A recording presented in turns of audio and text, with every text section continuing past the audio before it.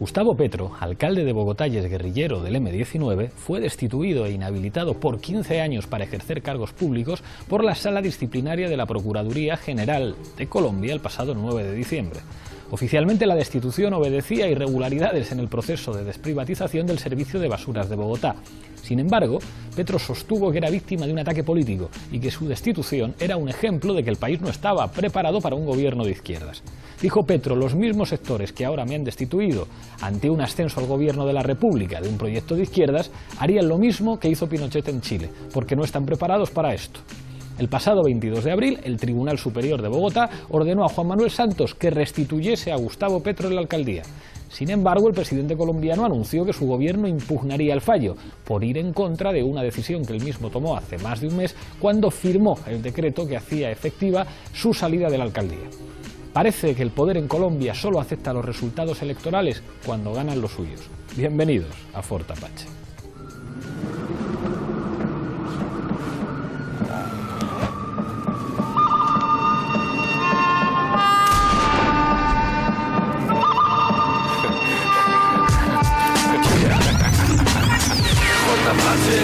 Fort Apache.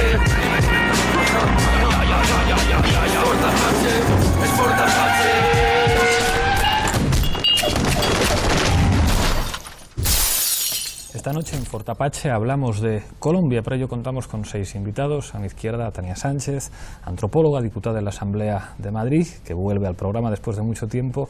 Bienvenida, muchísimas gracias por estar aquí. Gracias a vosotros. Se estrena en el programa Iván Forero, exiliado, activista pro derechos humanos, miembro del Movimiento de Víctimas de Crímenes de Estado. Bienvenido a Fort Apache. Gracias, Pablo. Lola Albiach, periodista, una de las habituales del programa. Muchísimas gracias por estar aquí. Gracias por invitarme. Se estrena también en el programa Yueli Muñoz, abogada, defensora pro derechos humanos. Muchísimas gracias por venir a Fort Apache. Gracias a ustedes. Nos acompaña también Mauricio Valiente, abogado, también diputado de la Asamblea de Madrid. Bienvenido a Fort Apache. Muchas gracias. Y cierra la mesa Álvaro Hernández, periodista que repite en el programa. Bienvenido una vez más. Gracias. Enseguida empezamos a discutir, pero antes, en el punto de mira.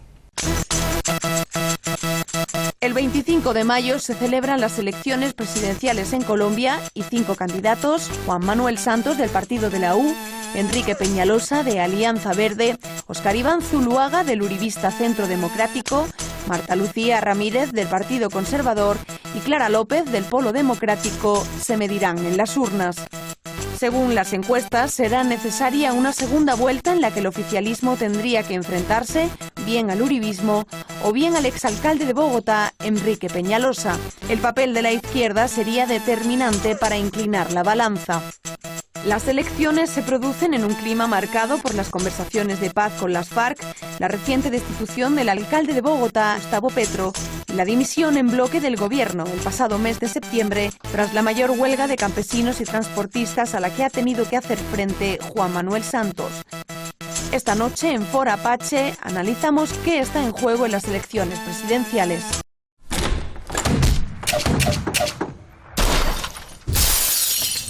Empezamos el programa como siempre con regla del minuto. Recuerdo que los destinatarios de este programa no son solamente colombianos, entonces no demos nada por sabido ni entendamos nada como obvio. La pregunta es, ¿existe espacio en las instituciones de Colombia para la izquierda? Empiezo contigo, Tania, un minuto. Bueno, yo creo que las elecciones municipales no han salido muy bien para la izquierda en Colombia. Creo que hay una situación muy complicada con el proceso de paz que ha avanzado pero no concluido, y con una masa social y una movilización social pidiendo en las calles que el proceso de paz no sea exclusivamente un diálogo entre actores armados que siempre han marcado un poco la historia de Colombia, sino que sea un proceso de incorporación de mucha de la parte de la sociedad civil que está excluida de una idea de paz, donde lo que se está reivindicando fundamentalmente es que la paz no solo es la ausencia de esos actores armados, sino que fundamentalmente tiene que ser una paz de redistribución de riqueza social, ¿no? Visto lo que ha pasado con Petro, desde luego los poderes económicos de Colombia van a dar una pelea muy dura para evitar que esa paz se dé en términos de las claves fundamentales que han sido el conflicto colombiano, el reparto de la riqueza y el reequilibrio de los derechos económicos y sociales. Gracias, Tania. Iván. Sí, yo creo que precisamente la larga historia de exclusión de los sectores populares del ejercicio democrático del poder y particularmente la manera como la oligarquía colombiana y los intereses transnacionales que defiende a lo largo de prácticamente 6 décadas, pues ha impedido que la izquierda realmente tenga un espacio dentro del orden político colombiano. Lo que ha habido es una sistemática exclusión por la vía más fuerte que se ha dado, que es la directa asesinato, exterminio de la izquierda en el país. Hoy arribamos a un marco electoral nuevo con la panorama supremamente grave de las últimas elecciones, donde el nivel de participación, de abstención y de voto en blanco ganó a los otros candidatos con toda evidencia. Muchas gracias, Iván. Lola. Los antecedentes en Colombia, desde luego, no son alentadores, ¿no? Pero son ya de hace unos ciertos tiempos. Hubo varios intentos de que el conflicto armado se terminara por la vía de que la izquierda tuviera participación y fueron aniquilados en los años 80, finales de los 80. Entonces hay esa duda, pero va a ser la credibilidad del proceso de paz. Es decir, si esas garantías no están, no podrá terminar con éxito ese proceso de paz, además de que también es necesario que en ese proceso no solo se negocie el final del conflicto armado, sino también las condiciones que hicieron que ese conflicto empezara. Gracias, Lola. Yubeli. Bueno, el resultado de estas elecciones que pasaron el 9 de marzo dio para analizar que efectivamente es estrecho el sistema político y la representación en el país, que se está escenificando prácticamente una democracia gobernativa, una democracia impuesta durante largas décadas y que realmente lo que ha durado el conflicto armado en Colombia, que ha sido casi 50 años, siempre ha sido dirigido por la oligarquía colombiana bajo un régimen burocrático, bajo un régimen que ha sido de dominación de clase social. Entonces esto ha llevado a que esté pegado o que esté en hilo de un clientelismo, de una corrupción, que realmente haya sistemáticamente, constantemente, una serie de violaciones de derechos humanos, una compra de votos, y que ahorita con estas elecciones se evidenció también una mercantilización. Justo, perdona. Mauricio. Yo sería más rotundo. Yo creo que no hay espacio para una alternativa que plantee un cambio de verdad en Colombia. Y no hay espacio por el control paramilitar, que no son las mismas organizaciones de hace unos años, pero siguen las estructuras intactas, por el peso creciente del ejército y el papel que está teniendo determinados departamentos, y también por las redes clientelares, la compra de votos tan extendidas que hace que en muchos casos la expresión de la voluntad popular quede totalmente desvirtuada. Y por lo tanto, institucionalmente no hay espacio. Otra cosa es que socialmente la izquierda colombiana tenga un espacio y se lo gana, pero eso no se lo está regalando, se lo está ganando en la lucha cotidiana. Gracias, Mauricio. Álvaro. Yo creo que es verdad que la oligarquía y que la extrema derecha matona está toreada, eso es verdad, pero yo sí creo que la izquierda tiene margen. Y aparte de eso, la izquierda va a tener margen en tanto y cuanto la misma izquierda sea alternativa y sea vista como alternativa de poder. Pero yo sí creo, por ejemplo, que las elecciones al Congreso dejaron unos caudales electorales muy importantes en figuras muy claves, que si bien es cierto pueden no autodefinirse como izquierda, sí son opciones para el país. Y también creo que el voto de opinión ha crecido en Colombia. Eso es algo que es indudable. Al electorado colombiano ya no le meten los dedos en la boca. Y hay una ventaja muy grande, y eso, el caso Petro, fíjese que ha servido para eso. Uno quisiera que no hubiera ocurrido lo que ha ocurrido con Petro, que hay toda una arremetida contra él. Pero de todas formas la institucionalidad lo sacó y la misma institucionalidad lo devuelve al poder. Y eso es un hecho muy importante y muy significativo. Muchísimas gracias. Álvaro, una pregunta en clave regional. Una cosa que nos ha sorprendido siempre mucho a los europeos, que siempre hemos tenido una admiración muy especial por la izquierda colombiana, que quizá tuviera unos galones que no tenía la izquierda de otros países, pues como Bolivia, como Venezuela o como Ecuador. Entonces llama la atención que Después de 10, 15 años de una serie de transformaciones políticas e institucionales en algunos países de América Latina, Colombia sigue siendo la asignatura pendiente de la izquierda. Es verdad que hay una serie de hechos diferenciales, como los actores armados, como el paramilitarismo, pero sigue sin haber ese hueco para, es casi la misma pregunta planteada de otra manera, para que, digamos, una transformación desde el Estado equivalente, con evidentemente las diferencias nacionales, pero equivalente a la que se ha producido en varios países de América Latina en los últimos tiempos, se consolide como una opción electoral viable. Porque digo esto, digamos, muy cerca de unas elecciones en las que parece que la izquierda ni siquiera se está planteando la posibilidad de poder ganarlas, que en todo caso la opción es como influir en la segunda vuelta si Santos tiene que llegar a la segunda vuelta. No siempre el que gana es el que gana. A mí me parece ya que el hecho de que sean un punto muy clave en esa segunda vuelta, imagínense ustedes el escenario de Juan Manuel Santos con Enrique Peñalosa. Ahí la izquierda va a tener que saber jugarse una carta muy importante, entre otras cosas porque Peñalosa no sabemos al final en qué espectro político esté. En las elecciones pasadas estuvo apoyado de por Alianza Uribe, Verde, digamos. Entonces, a mí sí me parece que la izquierda, ahora, el tema es que se viene arrastrando por la izquierda colombiana el lastre al que lo llevó las FARC, y me disculparán, pero el hecho de la lucha política armada en Colombia, ¿sí?, en su momento, porque ya luego nos dimos cuenta en qué mutó, pero en su momento le quitó muchos argumentos a quienes se decían de izquierda. Claro, porque la experiencia de la Unión Patriótica es que los mataron a todos. Claro, es decir, claro, entonces ahí está el tema, que como ha sido una guerra, y ha sido una guerra sucia, y aparte de eso siempre que han surgido figuras, lo primero que han hecho es simplemente cortarlas directamente. Entonces eso ha hecho que haya un miedo al decirse de izquierdas, al autodefinirse de izquierdas, y que mucha gente inclusive que está en la aparente derecha, por ejemplo en el Partido Liberal hay tendencia a izquierda, me parece a mí, Iván, hay puntos, por ejemplo el ministro de Agricultura, dicen que el ministro de Agricultura, que era conservador o que es conservador, salió por ser de izquierdas.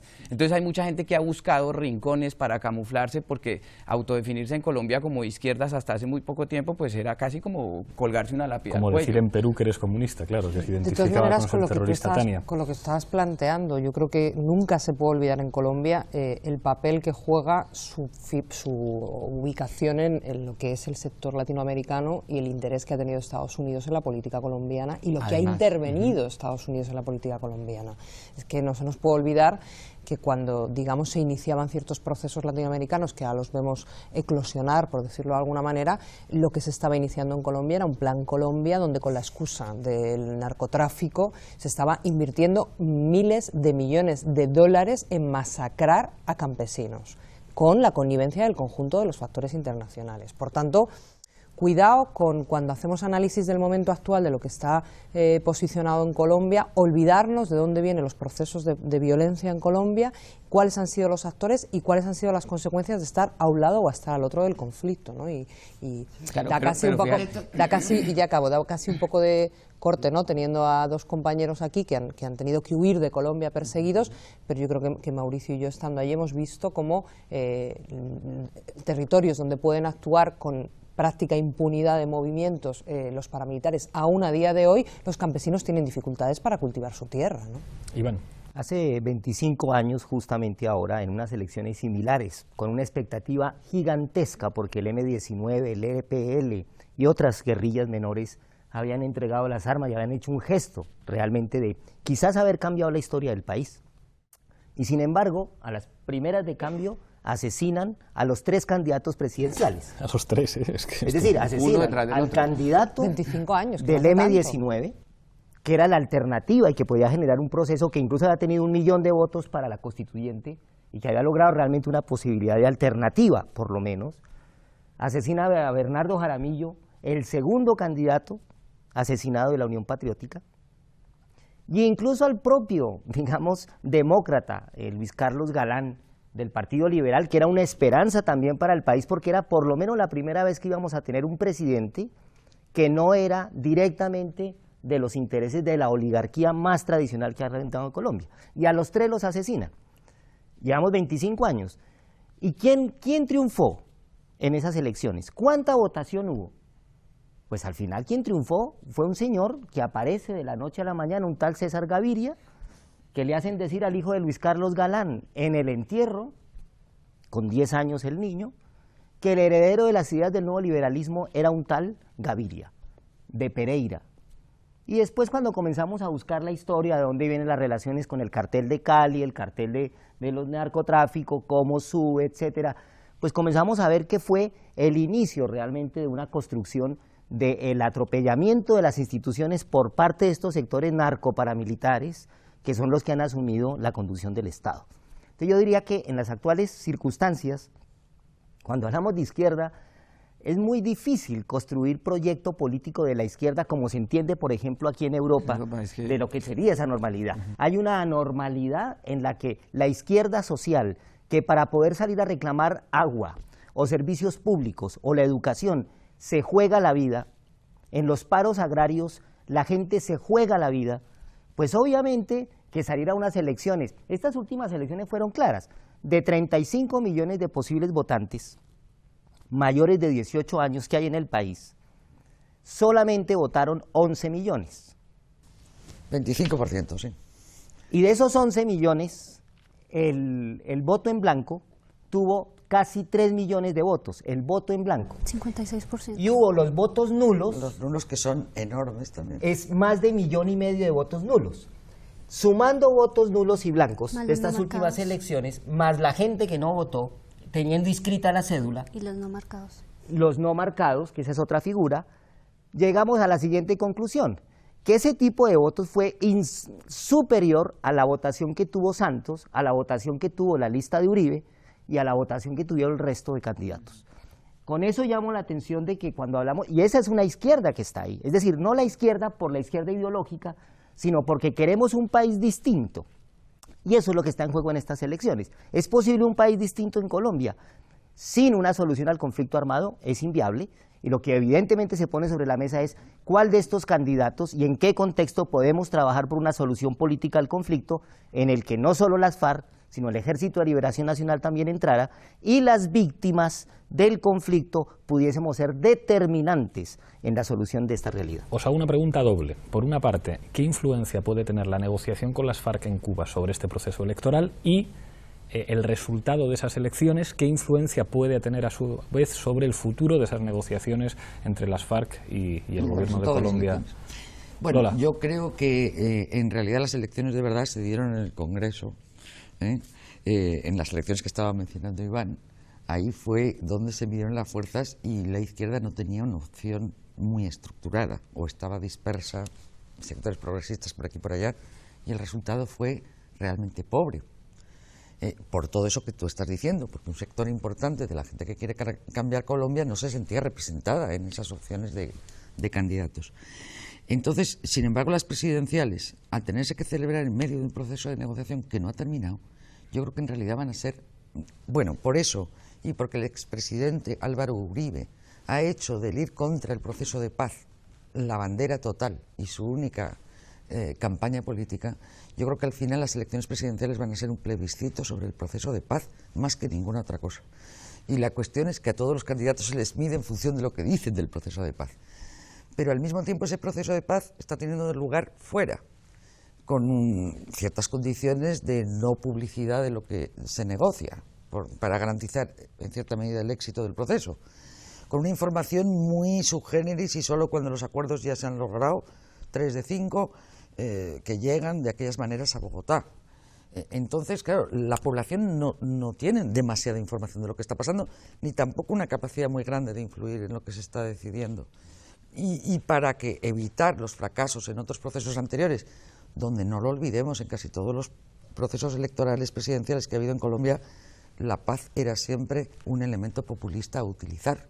Y la prueba de eso es que no solo el expresidente Uribe está haciendo del ir contra el proceso de paz su bandera, sino que de repente también el expresidente Pastrana llegó también a Europa que negoció con tiro fijo allí, sí, o sea que en vez de que sea una cuestión de Estado, que en principio a todos los sectores debería interesar, no solo políticos, poner fin a esa sangría, el último conflicto de todo el continente, una sangría en un país como ese, evolucionado, culto, con posibilidades económicas, etcétera. Ahora resulta que todo se dirime, bastantes líneas gruesas, sobre si este candidato apoya o no el proceso de paz. Bueno, yo quisiera decir que influiría esta mesa de diálogos que se encuentra en Cuba en estas elecciones, prácticamente en lo que dice Lola. Álvaro Uribe Vélez viene de un partido político que duró más de 4 años, 8 años posesionado en el gobierno, en un partido que es Centro Democrático, que su objetivo es netamente la guerra. O sea, que estas elecciones lo que nos hace ver es de que vamos a tener más años de guerra. Este hombre siempre, o sea, no quiere los diálogos de paz, no le interesa, pero ojo, esto a Santos, que Santos cuando entró al gobierno en el 2011 lo que comenzó a manejar fue un discurso muy moderado. Los diálogos de paz para él es una salida para que lo voten, ¿no? Pero vamos a ver qué puede pasar más adelante, porque después de todos estos dos, puede ser un sofisma de distracción, pueden llegar a terminar en acuerdos, ¿sí? Eso puede influir. Otra, de que influyan estas elecciones ya hacia los diálogos que se están presentando en La Habana, realmente esos diálogos, todo el poderío, todo va a influir ¿en qué? En los factores de poder como pueden ser las transnacionales, como los latifundistas, como el mismo ejecutivo que es el presidente, ¿sí? Pero que influya totalmente el Congreso en estos diálogos no creo, por una sencilla razón, porque esta rama legislativa se dedica más que todo, bueno, a crear normas, pero lo más seguro es que al que más le va a afectar es a los movimientos populares, al movimiento social, a la población, porque van a venir una serie de normativas en la que nos van a apretar de cierta forma, por decirlo así, y que ahí es donde ya nos venimos a pensar, bueno, ¿qué vamos a hacer desde los movimientos sociales, las víctimas, desde los movimientos populares, frente a esas normativas? Porque acuérdate que en el Movice tenemos discutiendo el tema de la ley de víctimas, una ley a la que ni siquiera hemos podido derogar, una ley en la que ni siquiera hemos presentado alguna que otra demanda, pero la tenemos ahí, más la ley de seguridad ciudadana en donde se está criminalizando la protesta social, ¿sí? Entonces, pues, ese es el análisis. Mauricio. Eso nos suena también por aquí, la ley de seguridad empieza ciudadana. A parecerse mucho. Yo tengo una visión distinta. Yo recordaría que Santos está en el meollo del diseño de la política contra la guerrilla, la política de seguridad, y que realmente el matiz de que gane Santos, que gane Peñalosa, incluso que gane Zuluaga, va a ser limitado. O sea, evidentemente hay diferencias de estilo. Si gana Zuluaga, ¿se acabó el proceso de paz? Yo creo que no. O sea, yo creo que si gana Santos, por decirlo de otra forma distinta, tampoco hay garantía alguna de que el proceso de paz avance, ¿no? Porque yo creo que es un diseño además compartido con los Estados Unidos, con el ejército, que es un poder real que determina muchas cosas en Colombia. Pero está avanzando el proceso de paz. Está avanzando. Bueno, yo creo que están avanzando las conversaciones, están avanzando algunos acuerdos, pero hay elementos básicos que son los que tienen que abordarse, es mi punto de vista, y es un movimiento social que determine que esos acuerdos se impongan en la realidad, un movimiento social real que se incorpore en el resto de las organizaciones guerrilleras, y una alternativa política que sea capaz de arraigarse, porque yo creo que no se pueden hacer paralelismos con otros países, o sea, con Venezuela, con Ecuador. O sea, ¿cuál es el hecho diferencial? No que haya mucha injusticia, mucha pobreza y que las tierras las tengan unos pocos. El hecho diferencial es la exclusión política. Y para acabar con la exclusión política no basta un acuerdo que le puede venir bien a unos o a otros. Acuerdos políticos hubo con las FARC, con el M-19, con un sector del ELN, con el EPL, y no cambió absolutamente nada. Y conflicto puede haber, conflicto armado puede haber durante. Por eso, o sea, yo creo que no nos deslumbremos del manejo oportunista que Santos está haciendo del anhelo real que tiene la población de querer la paz, pero la realidad es que él era el ministro de Defensa, y él era el que tiene la relación con los norteamericanos, y el que tiene, pues incluso mucho más que Uribe, su conexión con los ricos del país, ¿no? Es una de las familias propietarias de los medios de comunicación en Colombia. Es que ahí es donde está la cosa. A mí me parece un poco ingenuo pensar que llegara un ángel y un arcángel a manejar el proceso de paz, porque ni los que están sentados ahí son ángeles y arcángeles. El problema es que lo que veníamos insistiendo mucho, esto es un proceso entre malos. malos desde la institucionalidad y malos desde las facciones guerrilleras. Y el tema que me parece a mí que es más preocupante, más que el mismo proceso, es el posconflicto. Es decir, ¿está preparada la ciudadanía, una ciudadanía donde se presentan miles de muertos al año, ¿sí? Por robarle un celular, por quitarle las zapatillas a un muchacho, porque la gente tiene la violencia en sus casas, está habitando en las casas de los ciudadanos? ¿Está el país preparado para eso? Porque es que el otro, ahora, hay una cosa que es sintomática que está muy clara: la guerrilla no se ha levantado de la mesa. Y como está planteado el diálogo de que cuando se tropiece en algún punto no se sigue avanzando, pues a mí me parece que por lo menos es alentador saber que hasta el momento no se ha levantado. Y si el proceso de paz resiste el próximo debate electoral del 25 de mayo, yo creo que tendríamos ahí también otro punto muy importante a favor de la negociación. Pero insisto, eso no va a resolver los problemas de Colombia. El problema de Colombia sistemático es el tema de la violencia, que es de todos los géneros y de todos los gérmenes. Tania, después vamos a Zapinapachi y después me pidió la palabra Álvaro. Adelante, bueno, Tania. yo matizaría que el problema de Colombia es la violencia en abstracto. Yo creo que el problema de Colombia, desde el punto de vista de la violencia, tiene que ver con la disputa de la hegemonía legítima de la violencia para el dominio de un territorio. ¿Quién puede, de alguna manera, ser y ejercer el dominio sobre un territorio, también en lo que significa explotarlo, también en lo que significa vivir de él, también en lo que significa habitar en él? Y en eso, con una cosa que decía Lola, claro, desde Europa a veces hacemos construcciones, ¿no?, de la paz como política de Estado. Es muy difícil que exista una política de Estado vinculada a la paz, porque en realidad lo que se está disputando, en mi opinión, entre Santos y Uribe, es del lado de quién se pone el poder económico y a quién va a beneficiar más, si a los actores internacionales o a los actores más tradicionales y más vinculados al terruño, por decirlo de alguna manera, colombiano, ¿no? Y por tanto, yo nunca creo que hay que excluir de la situación actual de Colombia que acabe habiendo un acuerdo entre eso, ¿no? Y que al final los actores internacionales tienen un gran interés en la paz, por lo que significa dejar de asumir los costes que significa la violencia cuando tienen que explotar territorios para expoliar el territorio colombiano.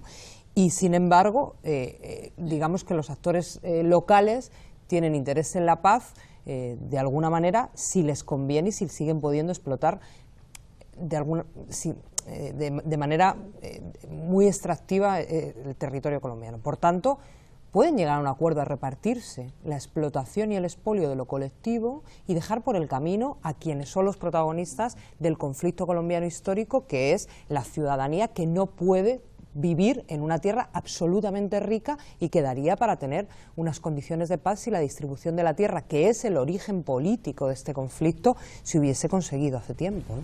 Vamos con Zapinapachi, ahora seguimos discutiendo. ¿Qué pasa con mi Colombia?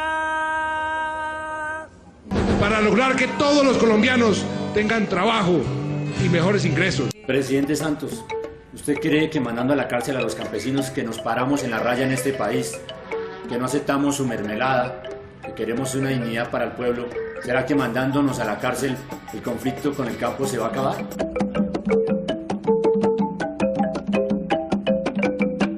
Tras el asesinato de un líder del Polo Democrático en Valle, la presidenta de ese partido denunció que son reiteradas las amenazas y los atentados en contra de sus dirigentes. ¿Qué pasa con mi Colombia?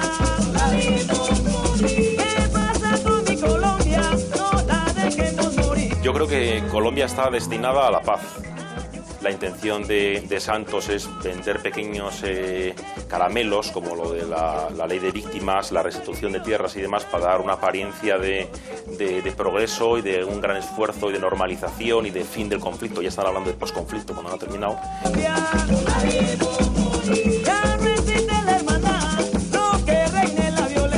Colombia necesita, para que haya paz, que se avance verdadera y profundamente en el respeto a los derechos humanos.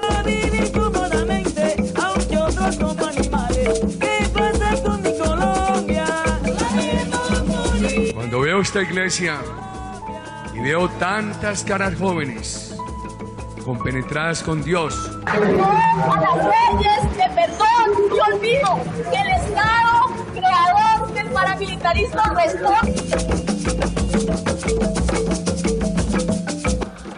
Unidos a tener el país que estamos soñando. Unidos es posible.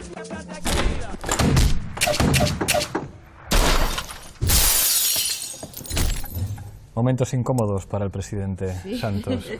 Iván. Sí. García Márquez fue el que presentó un informe después de que reunieron a muchos sabios colombianos. Hubo un informe con el doctor Ginás, que es uno de los más eminentes neurólogos, trabaja en la NASA, Manuel Elkin Patarroyo, que fue el que hizo la famosa vacuna contra la malaria, etcétera. Una serie de personalidades colombianas, todas a cual más de constructora de ciencia, constructora de desarrollo de pensamiento. Y les dijeron, organicen una agenda básica para poner a Colombia al alcance de los niños. Y ese informe lo presentó Gabo y decía esto, solo un párrafo, dice: somos conscientes de nuestros males, pero nos hemos desgastado luchando contra los síntomas mientras las causas se eternizan. Y yo creo que eso es lo que nos pasa en el país. Cada nueva elección, cada 4 años, es una lucha contra los síntomas. Se intentó hacer una reelección, la peor de todas, que fue darle 8 años al narcoparamilitarismo para por la vía de la guerra resolver el conflicto, y no lo resolvió con el caso de Uribe. Y seguimos en una perspectiva que no logra tocar las causas del conflicto, ni la tierra que tú mencionabas, Tania, ni otro factor que es estratégico, evidentemente. Es decir, nos olvidamos que estamos en la era de la globalización capitalista neoliberal, donde estos gobiernos, estos estados no definen realmente nada. Un ejemplo, Colombia es el tercer país del planeta en recursos hídricos. Y hoy las nuevas guerras van a ser por los recursos del agua. Bien, recibimos constantemente cartas de los indígenas y de los campesinos colombianos aquí a los organismos de derechos humanos en Europa, pidiéndonos que le pidamos a la señora Isabel II que no les joda más la vida. Y decimos, bueno, pues la señora Isabel II hace mucho tiempo que dejó de vivir, pero la empresa del canal de Isabel II sí. Y el canal de Isabel II financia un proyecto de formación de paramilitares para sacar de las zonas de los acuíferos a muchísima población campesina e indígena. Contribuye a la paz el canal de Isabel II o los diversos megaproyectos como por ejemplo el que tiene Endesa o Iberdrola, lo de Quimbo, por ejemplo, que va a desviar el río Magdalena, principal fuente de riqueza del país, o el proyecto de Iberdrola que hizo en la zona norte del país, 70 kilómetros desviado del río Cauca, que ha llevado al colapso de la economía campesina, al colapso de la pequeña minería artesanal del oro, etcétera. Entonces, cuando vemos en realidad lo que está ocurriendo, ¿qué le va a ofrecer al campesinado negro e indígena del Chocó cualquiera de los candidatos? En términos de una selva como la del Chocó, con la biodiversidad que tiene, no es solamente de las colombianas y colombianos, es del conjunto de la humanidad, esa biodiversidad. ¿Qué ha ocurrido? 300.000 hectáreas de palma aceitera sembradas a fuerza por empresas del paramilitarismo, muchas de ellas de los hijos de Uribe, que están detrás de esas empresas, pues han golpeado de tal forma esa región, no solo para la gente, sino que afecta, por ejemplo, la propia Amazonía, todo el circuito de aguas, ecológico, las maripositas, los bichitos que permitían la polinización de la selva, con tantas hectáreas de agrocombustible, colapsan. Entonces yo digo, cuando hablamos de unas elecciones, ¿qué nos están ofertando estos candidatos? ¿Qué es lo que está sobre la mesa? Entonces lo que sentimos es un proceso de pacificación, pero yo estoy de acuerdo con que la paz no es el cese del conflicto. ¿Sí? Hoy hay nuevos argumentos para nuevas luchas sociales. El día que terminara el conflicto, el día que hubiese democracia, el día que hubiese Estado de Derecho, y lo que estoy diciendo es en Colombia no hay Estado de Derecho, no hay democracia, probablemente ese país no resiste tanta participación de la gente. Y lo estamos viendo en muchas zonas. Hoy lo que hay de desarrollo local es gracias a los propios campesinos, a las propias organizaciones que construyen alternativas. Y yo pregunto, ¿qué va a ocurrir, por ejemplo, con los 7, 8 millones de desplazados de guerra reclamando que les restituyan su tierra? Hubo una ley. ¿Y qué pasó con la ley?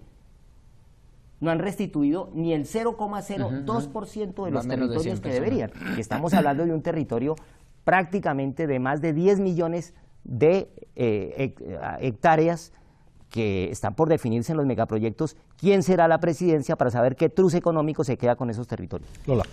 Bueno, la ley tiene 1 año y el conflicto 50.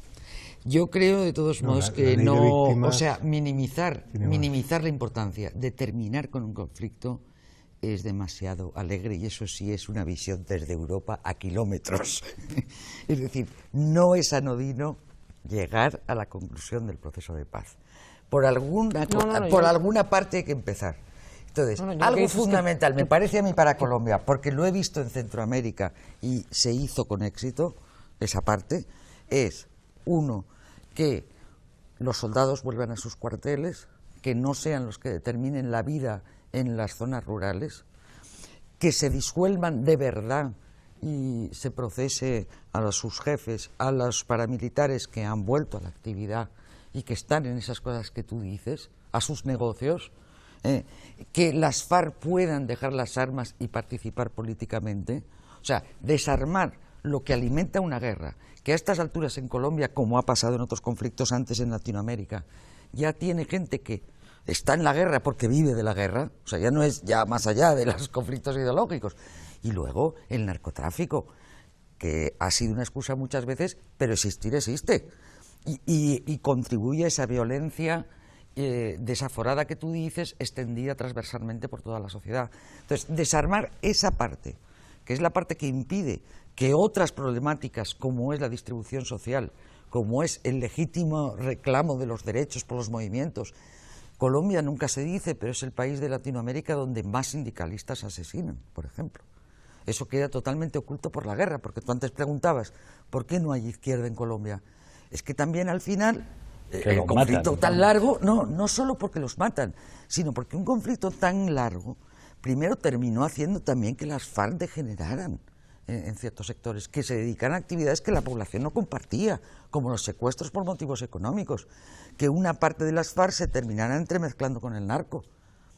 No el conjunto quizás, pero lo suficiente para que eso fuera una confusión.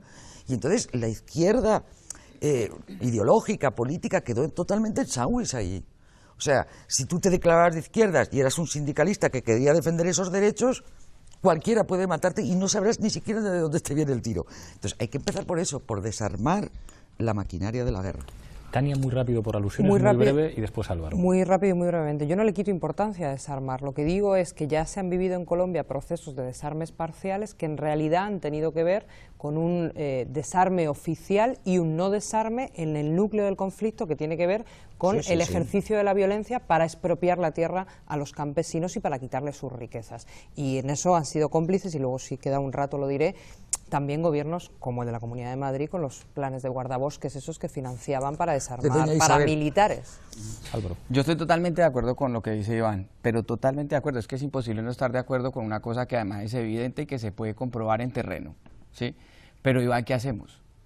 Entonces, ¿cuál sería la alternativa? Porque es que nosotros nos hemos especializado en ser doctores del conflicto colombiano.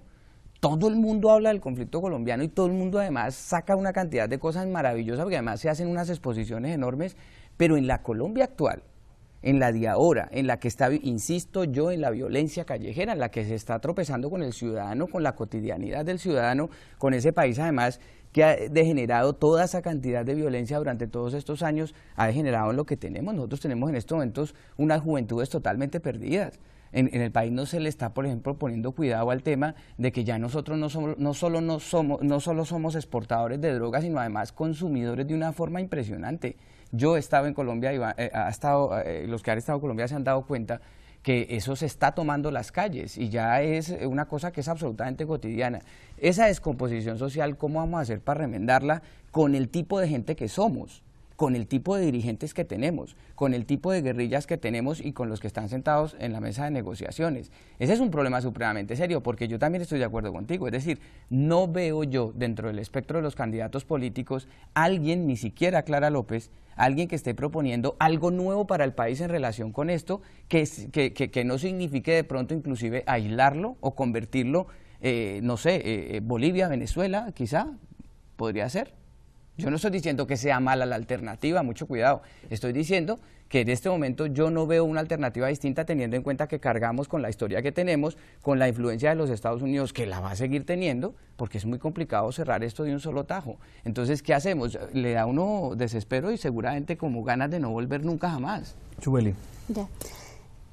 Yo no sé, yo creo que en el tema electoral y con eso de las alternativas, ya lo decíamos, viene un periodo largo donde se van a polarizar las opiniones públicas, donde se van a polarizar todo un sector, toda la población, donde van a haber una serie de opiniones respecto a todo el viraje que se vaya a dar en este Congreso. Pero yo consideraría que se han cometido errores, efectivamente, desde la izquierda, se han cometido varios errores y yo creo que ha sido muy restringido poder llegar o a que nos garanticen que haya una garantía de la oposición política. Yo consideraría que una alternativa precisamente vendría de los movimientos populares y sociales. Precisamente se está hablando ahorita de la constituyente y de la asamblea constituyente, ¿no? Cómo es desde las regiones más bien comenzamos a hacer una serie de asambleas, a hablar de las condiciones, de qué fue lo que generó el conflicto. Son causas estructurales, sociales, económicas y culturales. Para que haya guerrilla y para que hayan grupos paramilitares es porque son consecuencia de la guerra en Colombia, ¿sí? Entonces, realmente se hace necesario hacer un proceso de formación y de concientización a la población civil en todas las regiones, en la que nos obligue, uno, a la lucha campesina, a la lucha estudiantil, que hemos avanzado, que se ha avanzado en la lucha estudiantil y ahorita con lo de la cumbre agraria se está avanzando y que va a permitir articular a todos los sectores sociales y a los sectores de izquierda, sí, a salir a la calle, porque realmente la lucha es ahí, en la calle, en el barrio y a punta de movilización. Pero yo creo que en el tema electoral va a tocar como darnos un lapsus, más que todo para la izquierda, porque realmente hay una minoría dentro del Congreso, mal que bien hay que reconocer que quedaron algunos candidatos de la izquierda, socialdemócratas, de Alianza Verde, del Polo Democrático, es una minoría, fueron 5 candidatos que ahora les queda un camino largo y duro con el debate que van a tener ahorita con la derecha y con la ultraderecha, ¿sí? Que hay que apoyarlos y que realmente estos candidatos pues no están en contra de todas las posiciones que se están poniendo desde el movimiento popular y que realmente van a la línea y que eso nos favorece de cierta forma a nosotros. Que no nos vaya a garantizar efectividad o que no nos vayan a garantizar una normativa, un cambio sistemático, un cambio de sistema político, pues no lo vamos a tener. Pero entonces ya nuestro trabajo es organizar y concientizar. Le doy la palabra a Mauricio con una pregunta. Gustavo Petro se ha convertido en poco menos que una figura internacional para la izquierda. Es habitual que un alcalde, por muy importante que sea la ciudad latinoamericana de la que se trate, adquiera esa relevancia. ¿Podemos, cuando pensamos en Petro, pensar en el futuro de un gobierno de Colombia si la experiencia municipal tiene éxito? Mauricio.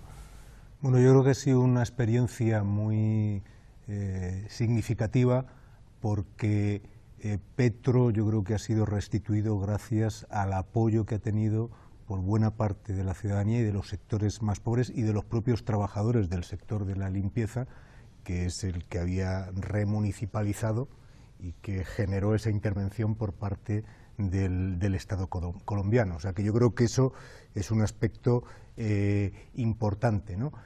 Y yo antes decía que para mí era bastante irrelevante el resultado de las elecciones, pero eso no significa que sea pesimista, al contrario.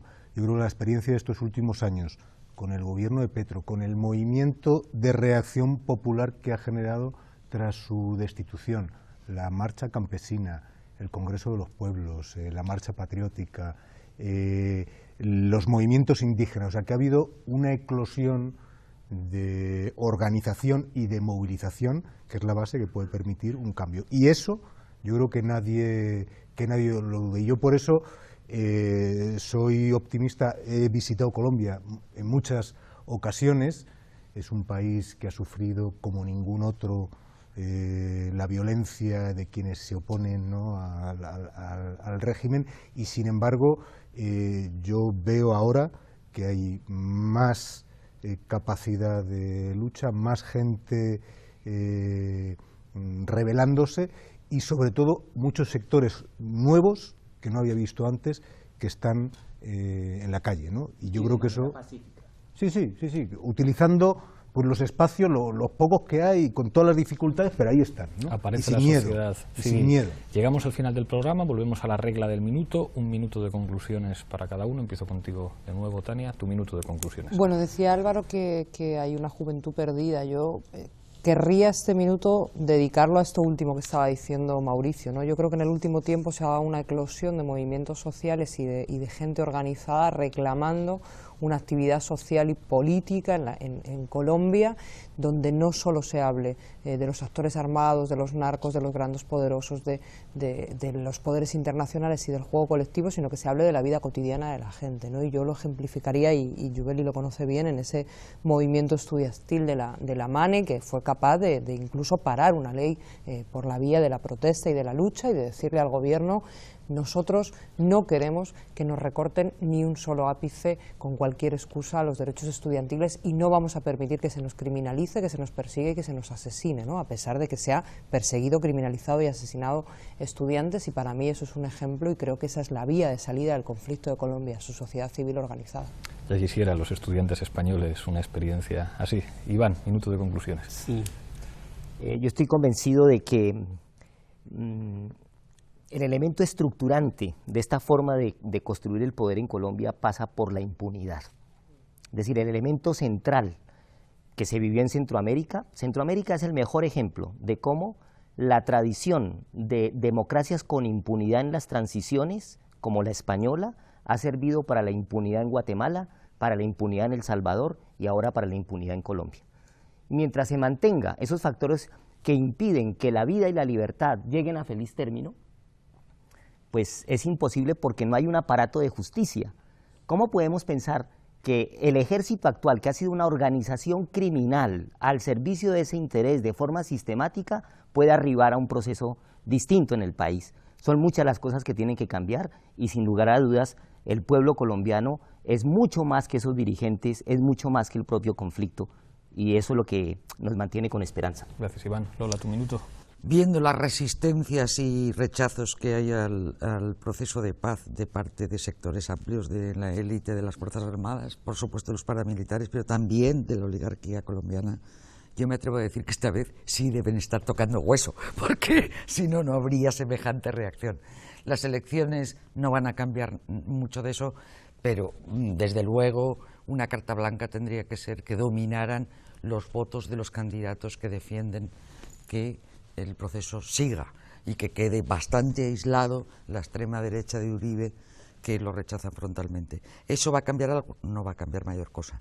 El proceso de paz tendrá que marcar unas bases en que se asegure, por la vía no solo de los actores colombianos, sino de la verificación internacional neutral y desde luego de la muy activa sociedad civil, que esos acuerdos de desmilitarización y de algunas medidas sociales se ponen en práctica. Gracias, Lola. Jubeli, minuto de conclusiones. Bueno, que a pesar de la guerra de tantos años en Colombia, solo nos queda continuar, seguir en la lucha, solo nos queda si podemos volver a Colombia, porque nos necesitan allá, y realmente seguir articulando los diferentes sectores. Esa es nuestra lucha, la correlación de fuerzas es lo único que nos queda, y resistir. Muchas gracias, Jubeli. Mauricio, minuto. Bueno, yo creo que hay espacio para la esperanza. Yo creo que tanto las guerrillas como el poder real en Colombia saben que no hay marcha atrás, que no hay alternativa a la negociación y a la paz.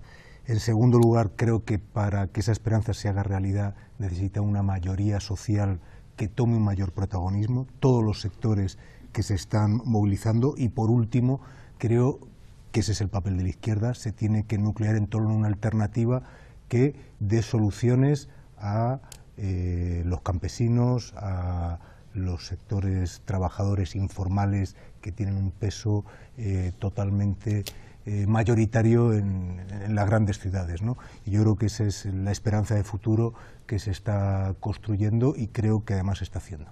Gracias, Mauricio. Álvaro. Yo creo que hemos cometido un gran error como medios de comunicación porque siempre se ha puesto el foco en los malos y no en los buenos.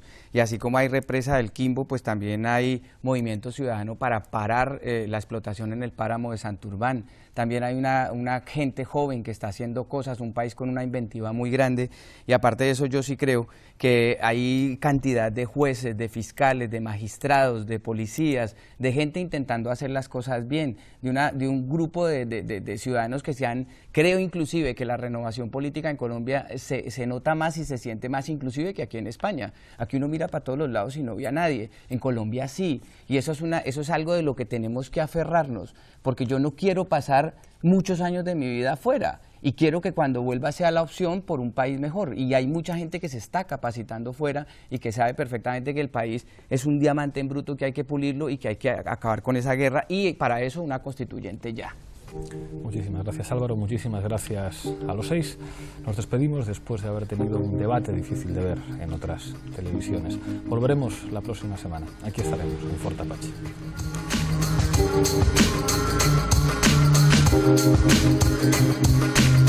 Thank you.